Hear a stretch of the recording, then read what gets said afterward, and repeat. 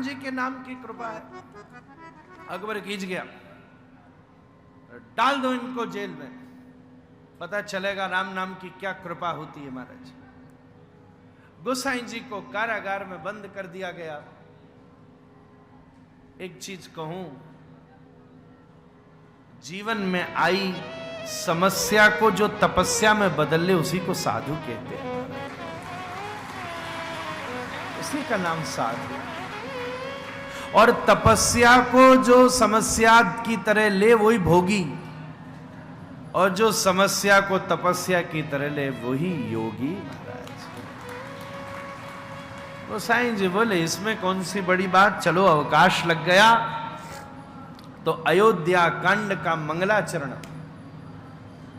श्री अयोध्या कांड का मंगलाचरण श्री गोसाई जी ने हनुमान चालीसा की प्रथम चौपाई के रूप में, ये तो श्री अयोध्या कांड में अवस्थित है, ऐसे दिव्य चौपाई को श्री हनुमान जी महाराज ने उस दिन वहां उद्धृत किया। श्री गुरु चरण सरोज रज निज मन मुकुर सुधारि, वर्णो रघुवर विमल जश जो दायक फल। फिर सरकार प्रतिदिन बैठे बैठे गोसाई जी एक एक चौपाई उनके हृदय में प्रकट होती रही। 40 दिन पूरे हुए और 40वें दिन उस समय अकबर फतेहपुर विराजते थे। फतेहपुर सीकरी आ गए दिल्ली छोड़ के, आगरा के पास। 40 दिन जब पूरे हुए तो पूरे फतेहपुर सीकरी पर चारों तरफ से अनेकों बंदरों ने हमला कर दिया महाराज।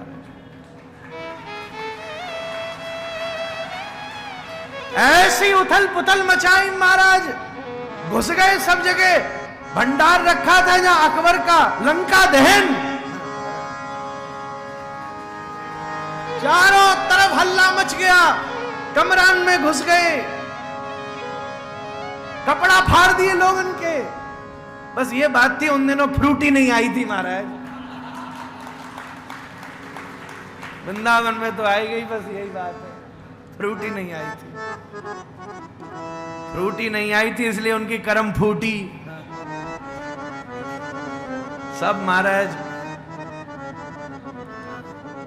कमरा में बंद हो गया अकबर सरकार, जिसमें खिड़की नहीं थी, ऐसे कमरा। फिर जब बहुत ज्यादा उथल पुथल हुई, इधर से उधर बड़े बड़े स्थानों पर घुस गए जब बंदर, तब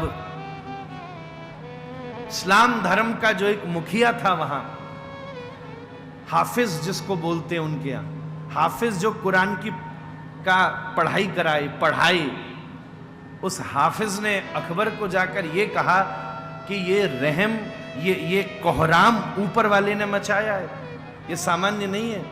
ऐसा लगता है कि तेरे द्वारा कोई ऊपर वाले के बंदे के प्रति कोई अपराध हुआ है, कोई संत साधु का तूने कुछ गड़बड़ किया है, जिससे नाराज हो गया भगवान। अब बड़े बड़े बादशाह के दरबार में तो सरकार रोज कोई ना कोई सजा, रोज कोई ना कोई पुरस्कार, उसे कहां याद रहने वाला था।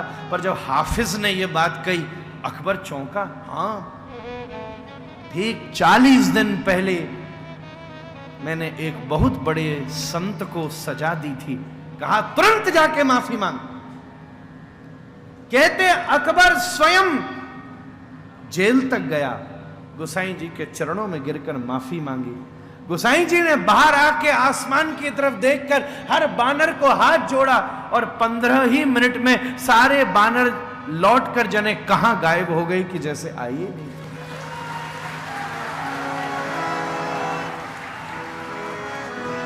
बोले मुझसे भूल हो गई, भूल हो गई। आपकी क्या आज्ञा है, मुझे आज्ञा दीजिए। सरकार गोसाई जी ने आज्ञा दी कि इसी क्षण फतेहपुर छोड़कर चले जाओ। और गोस्वामी तुलसीदास जी की आज्ञा मानकर अकबर ने कुछ समय में फतेहपुर सीकरी को छोड़कर फिर से दिल्ली के ऊपर अपने महल में आकर के रहा। फतेहपुर को छोड़ना पड़ा उसे। और गोसाई जी ने कुछ देर के बाद उससे एक फतवा जारी करवाया, एक फतवा जो इतिहास के पन्नों में लिखा हुआ है, फतवा कि इस देश में रहने वाले किसी राम और हनुमान भक्त की तरफ किसी गलत नजर से कभी नहीं देखना महाराज। ये तो बाद में फिर औरंगजेब की स्थिति बुद्धि बिगड़ी और फिर जो सरकार ब्रज ने जो सहा है ना, वो इतिहास के पन्नों में खो गया है। एक तरफ दिल्ली और एक तरफ आगरा, ब्रज जिसको वज्रनाभ ने एपी सेंटर ऑफ कल्चर बनाया था। सारे पुरी, सारे धाम, बद्री केदार से लेके इस 84 कोस में क्या मौजूद नहीं था जिसका नामो निशान मिट गया।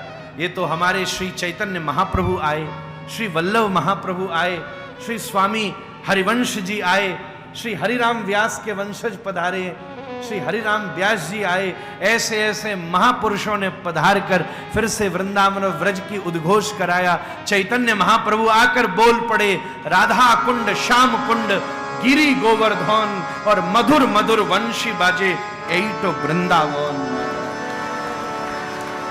यही तो वृंदावन है।